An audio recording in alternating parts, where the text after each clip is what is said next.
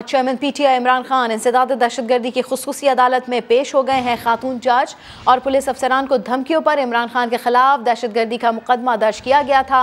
इमरान खान इसी मुकदमे में जमानत के लिए खुसूसी अदालत में पेश हुए हैं। इमरान खान की पेशी के मौके पर जुडिशल कॉम्प्लेक्स के अतराफ पुलिस की भारी नफरी तैनात हुई और ऐसे में उनकी अबूरी जमानत को भी मंजूर किया गया। बिल्कुल, इस हवाले से मजीद तफसीलात जानते समा के नुमाइंदे सुहेल रशीद से। जी सुहेल, अपडेट कीजिए, क्या कुछ हुआ?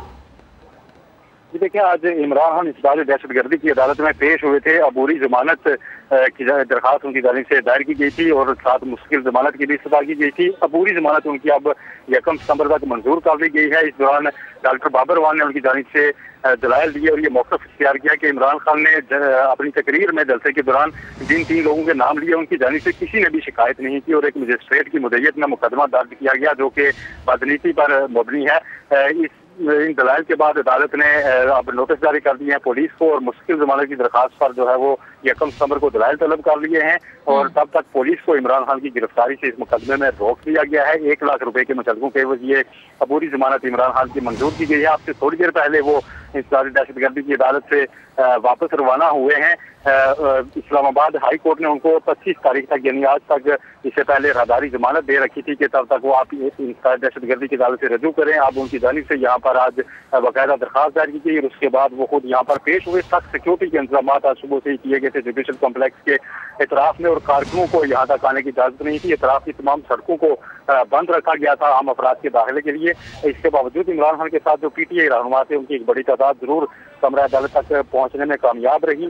मुख्तार समाअत की है जिसके दौरान दलाइल में बाबर वान ने FIR पढ़कर भी अदालत के सामने सुनाई। इमरान खान को अपनी कुर्सी से खड़े करने के बाद उनकी हाजिरी लगाई गई जिसके बाद उनको अब वापस जाने की इजाजत दे दी गई और समाअत अब 1 सितंबर तक मुलतवी कर दी गई है। इस दौरान बाबर वान ने ज्यादा अरसे के लिए भी जमानत मंजूर करने की इस्तदा की और ये मौक़िफ़ इख्तियार किया कि इमरान खान 9 हल्कों से ज़िमनी इलेक्शन लड़ रहे हैं, लिहाजा अदालत ज्यादा अरसे के लिए पूरी जमानत दे। ताहम इस इस्तदा को मुस्तरद किया गया है अदालत की जानिब से और जज ने यह रिमार्क की है कि अभी सिर्फ 1 सितंबर तक की पूरी जमानत दी जाती है। 1 सितंबर को दोबारा पेश हो और पुलिस को भी नोटिस किया गया है कि इनकी दरखास्त पर तफसीली जवाब अदालत में जमा कराया जाए। ठीक है, तफसीली जवाब वो जमा कराया जाए। हमारे साथ हमारे पैनलिस्ट मौजूद हैं। Senior anchor person Nadeem Malik साहब ने भी ज्वाइन किया है, नईम मनीफ साहब भी हमारे साथ हैं, हैदर वहीद साहब भी हमारे साथ हैं और साथ साथ हमारे नुमाइंदेगान से हम सूरत हाल भी जान रहे हैं कि क्या सूरत हाल है। नदीम मलिक साहब की जानिब पहले बढ़ेंगे। सर, अब जो सूरत हाल है आपके सामने है कि इनकी जो अबूरी जमानत है वो मंजूर कर ली गई है और जैसा कि नईम मनीफ साहब कह रहे थे या जिस तरह से बाकी लोग ये प्रेडिक्ट कर रहे थे कि अबूरी जमानतें जो हैं वो मंजूर हो जाती हैं, मगर क्या देख रहे हैं सर आगे फिर ये केस किस तरफ जा रहा है? देखिए, अबूरी जमानत तो मंजूर होनी चाहिए थी, वो दुरुस्त है। इसके बाद तफसीली दलाइल वगैरह होंगे तो उसके बाद कंफर्म होते हैं। लेकिन जो मामला है वो दूसरा केस है जो इस्लामाबाद हाई कोर्ट के सामने कंटेम्प्ट ऑफ कोर्ट वाला, उसके ऊपर तहरीके इंसाफ को बड़ी कोई सीरियस एफर्ट करके वहाँ जाना चाहिए। उसको हल्के फुल्के नहीं देना चाहिए कि इंसाफ लॉयर्स फोरम के 100-200 वकला साथ होंगे तो हाई कोर्ट फौरी माफी कर देगी। वहाँ पर मामला इस वक्त कंटेम्प्ट प्रोसीडिंग का है और एक मतहत अदलिया की एक जज साहिबा है जिनके ऊपर कहे गए अल्फाज के ऊपर उन्होंने कंटेम्प्ट प्रोसीडिंग का आगाज किया है और वहाँ पे इमरान खान को या तो माफी मांगनी है, सबमिट करना है खुद को अदालत के सामने, या फिर उसको कॉन्टेस्ट करना। और कॉन्टेस्ट करने की सूरत में अगर कंटेम्प्ट प्रोसीडिंग का आगाज हो जाता है तो उसकी इम्प्लीकेशन हमारे सामने है कि बहुत सीरियस किस्म की तलाल चौधरी के मामले में, यूसुफ रजा गिलानी के मामले में, निहाल हाशमी के मामले में वो हमारे सामने आ चुकी है। तो वहाँ पर इमरान खान को एक करके अपनी बातें करके जाना चाहिए। यहाँ पर जो दहशतगर्दी की दिफा थी वो पब्लिक सर्वेंट को काम से रोकने के हवाले से ये मामला जब ये दलाइल की स्टेज के ऊपर आएगा तो वहाँ पर भी खुल के चीज सामने आ जाएगी। पहले दिन जो उनका कहा हुआ जुमला है वो काबिल एतराज है क्योंकि वहाँ वो लीगल एक्शन की बात नहीं कहते जिसके ऊपर इनको वो नोटिस कर हुआ। वहाँ वो कहते हैं मजिस्ट्रेट साहबा जेबा हम आपके खिलाफ एक्शन लेंगे, ये शायद ना करते थे। तो वहाँ पे उन्होंने स्टार्ट किया ये काम। अब ये मामला देखना पड़ेगा कि अदालत इसको किस तरीके से लेती है। इसको अगर वो लीगल प्रोसीडिंग के जुमले में ही लेती है, माफ कर देती है तो बहुत मुनासिब तरीका कार है। अगर वो इससे आगे जाना चाहें तो उनको बहरहाल आप अदालत को रोक नहीं सकते। जी ठीक है नदीम मलिक साहब, आपका पॉइंट हम तक आ गया। खालिद अजीम साहब, आपकी जानिब में आऊँगी। जिस तरह नदीम मलिक साहब ये बात कर रहे हैं कि उन्हें माफ़ी मांग लेनी चाहिए, बैरिस्टर एहतशाम ने भी हमें ज्वाइन किया है, उनसे भी बात कर लेते हैं।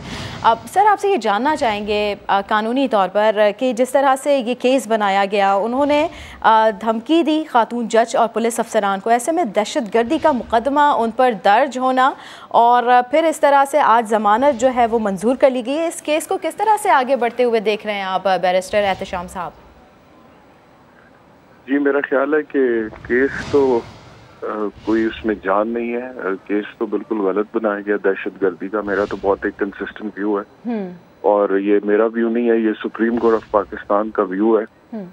Chief justice of Pakistan Asif Saeed Khosa साहब थे, उन्होंने एक लार्जर बेंच तश्कील दिया था जिसमें 7 जज साहिबान थे बशमूल उनके, और उन्होंने ये कहा था कि दहशतगर्दी की दफात जो है वो सिर्फ दहशतगर्दों पर लगनी चाहिए। इवन कि एक आम क्रिमिनल भी जो होता है, जो कत्ल का मुर्तकिब होता है या रेप का या अगवा बराए तावान का, तो उन पे उन्हीं क्राइम्स की प्रोविजंस लगनी चाहिए, ना कि दहशतगर्दी की। क्योंकि दहशतगर्द वो लोग होते हैं जो अपने मजमूम मकासद की खातिर मुआशरे में एक्ट्स ऑफ वायलेंस करते हैं, खुदकुश बम धमाके करते हैं, टारगेटेड किलिंग्स करते हैं, गली कूचों में ये फायरिंग करते हैं। और ये वाकयात सारे हमने तो देखे हैं, जितने भी APS पेशावर समेत, और जिनका ताल्लुक कलअदम तंजीमों से होता है। तो अगर उस जजमेंट को सामने रखा जाए तो FIR दहशतगर्दी की तो देना किसी सूरत बनती नहीं थी।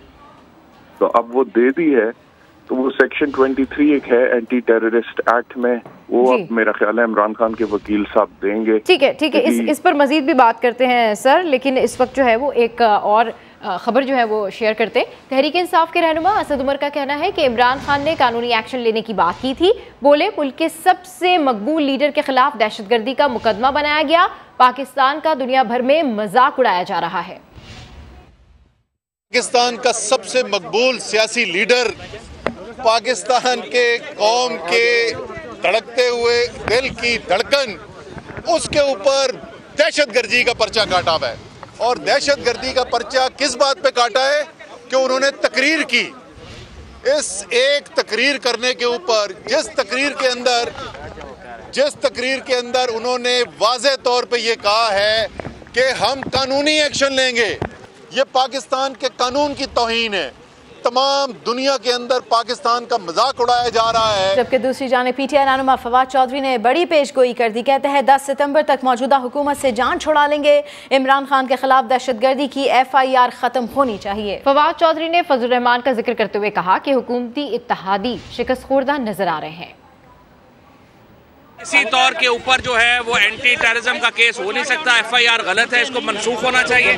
लेकिन एक टेक्निकल रिक्वायरमेंट होती है कि आपको हाई कोर्ट में जाने के लिए आपको जमानत लेनी पड़ती है क्वेश्चन से पहले, तो उसके लिए आज हमने ये लिया है और इंशाल्लाह इमरान खान जो है कल हम इसको हाई कोर्ट में क्वेश्चन के लिए मूव करेंगे। रात को आपने फजल रहमान की तकरीर सुनी, एक डरे सहमे हुए जैसे को गीदड़ छुपा होता है ना जब कोई लाइट पड़ती है, इस तरह फजल रहमान रात को बैठे हुए थे। देखेंगे आखिरी मरहला शुरू हो चुका है इंशाल्लाह इस जदोजहद का, और पाकिस्तान में इंशाल्लाह अगर हमें अल्लाह की मदद शामिल हाल रही 10 सितंबर तक इंशाल्लाह हम इस हुकूमत से जान छुड़ा लेंगे। बहुत ठीक है, आपने फवाद चौधरी की बात सुनी और दूसरी जानिब असद उमर ने भी इस पर बात की है। नईम मनीफ साहब हमारे साथ मौजूद हैं। नईम मनीफ साहब, अभी जो असद उमर ने गुफ्तगू की है तो उनका यही कहना है कि इमरान खान ने कानूनी एक्शन लेने की बात की, तो उन्होंने कहा कि उनकी तकरीर पे जो है वो दहशतगर्दी की दफात लगा दी है। इसको कैसे देख रहे हैं उनके बयान को? बिल्कुल उनका राइट है, उनके लीडर हैं। आज वो बड़ी तादाद में लोगों को जमा करके जमानत लेने गए थे, वहाँ पे वॉक थ्रू गेट तोड़ दिए गए और अंदर घुसने की कोशिश की गई, नारेबाजी की गई और उनका हक है। और फवाद चौधरी साहब भी अभी बता रहे थे कि 10 सितंबर तक वो मौजूदा हुकूमत से जान छुड़वा लेंगे, लेकिन थोड़ा सा क्लैरिटी नहीं रही उनकी बात। 10 सितंबर 2022 की बात कर रहे थे या 10 सितंबर 2023 की बात कर रहे थे, ये थोड़ा सा मुझे कन्फ्यूजन उनकी बात से रही। तो बस मैं अर्ज ये कर रहा था, नदीम मलिक साहब मौजूद मौजूद हैं, बैरिस्टर शाम साहब आईनी जो मामला हैं वो बेहतर बात कर सकते हैं कि मामला सिर्फ और सिर्फ इनकी तकरीर के बाद माफ़ी मांगने का या माफ़ी ना मांगने का, दहशतगर्दी का मुकदमा गलत उसका अंदराज होने का या उसकी क्वेश्चमेंट का नहीं है। मामला ये है कि ये बात शुरू कहां से हुई थी।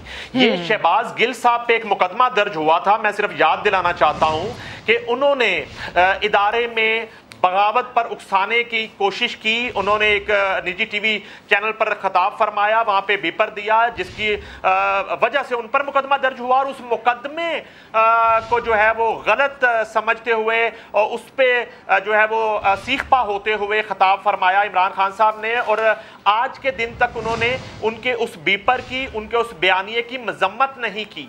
मैं अर्ज ये करना चाहता हूं कि क्या सिर्फ इमरान खान साहब, मौजूद जज साहिबा जो हैं, उनके हवाले से जो उन्होंने बयान दिया या धमकियां मेज गुफ्तगू की, सिर्फ उस पर माफी मांगना है, या शहबाज गिल ने जो गुफ्तगू की इदारे के हवाले से और इदारे की साख को मुतासर करने की कोशिश की, बगावत पर उकसाने की कोशिश की गई, उसकी भी मजम्मत करेंगे? क्या उस पर भी माफी मांगेंगे या सिर्फ जान छुड़वाने के लिए, गिरफ्तारी के खौफ से बचने के लिए, जिस तरह आज वो सैकड़ों की तादाद में लोगों को जमा करते रहे और जब तक लोग जमा नहीं हुए वो बनी गाला से निकले नहीं है, क्या वो जो है वो उसकी भी मजम्मत करेंगे? बिल्कुल ठीक कह रहे हैं, बिल्कुल ठीक कह रहे हैं नहीं मनीफ साहब कि क्या सिर्फ वो अपनी जान छुड़ाने के लिए ये सब कुछ करेंगे या फिर जो शहबाज गिल साहब ने किया है उसकी भी वो मजम्मत करेंगे या माफी मांगेंगे? बहुत शुक्रिया।